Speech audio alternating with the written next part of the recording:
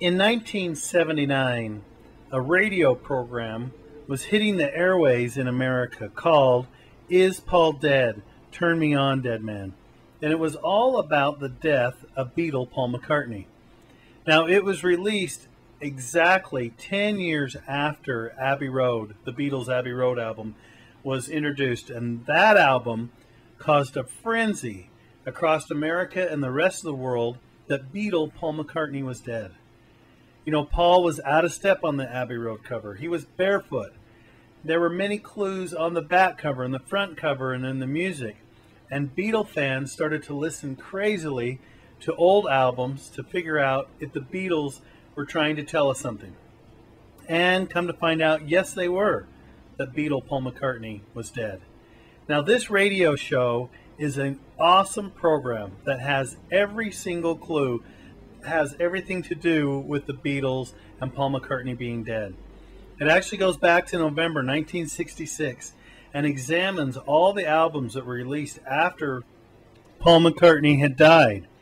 So it goes back to Sgt. Pepper. It examines the cover and the music. And then it goes back to Magical Mystery Tour.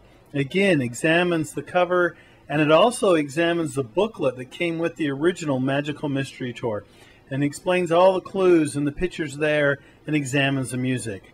Then we go to the White Album, and it examines songs that has a lot of backwards playing. It's got the famous Revolution number 9. When you play it backwards, it says, "Turn me on, dead men, turn me on, dead men." And then we go to the Abbey Road album, and of course, Let It Be, the very end.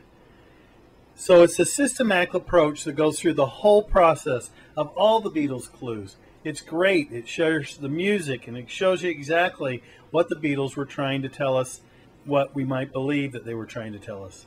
Now, this CD is a deluxe edition. All the commercials are edited out. It's taken from the master tape.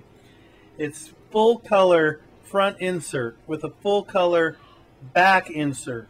It's a picture disc, a deluxe edition CD program of the radio show that aired in 1979. It's almost an hour long, and you will enjoy it thoroughly. And if anything, it'll take you back to the old days and feel like you're back to 1979.